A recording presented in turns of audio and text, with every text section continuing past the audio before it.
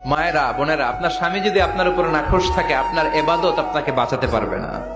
বিশ্বনবী ফাতেমাকে বললেন, ফাতেমা তুমি বিশ্বনবীর মেয়ে হতে পারো, কিন্তু আলী যদি তোমার উপর নাখোশ থাকে তোমার সব শেষ, সব শেষ।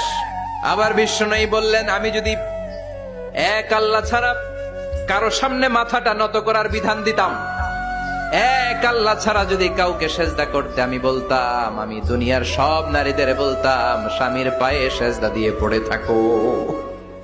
কি সম্মান আল্লাহ দিলেন স্বামীকে। আপনার জান্নাত আপনার স্বামীর ভেতরেই। স্বামীকে সন্তুষ্ট করেন, স্বামীর আনুগত্য করেন, দেখবেন ফ্যামিলিটা সুন্দর হবে। আর স্বামীরা স্ত্রীদেরকে ভালোবাসেন, স্ত্রীদেরকে ভালোবাসার গল্প শোনাবেন, দামি দামি শাড়ি কিনে দিবেন, তারপরে রাত্রিবেলা গান শোনাবেন। আধরাতে যদি ঘুম ভেঙে যায়, মনে পড়ে মোরে প্রিয়, চাঁদ হয়ে রব আকাশের গায়ে, বাতায়ন খুলে দিও। এই গানগুলো শুধু বউয়ের গান, শালীর গান না, বাবির জন্য না।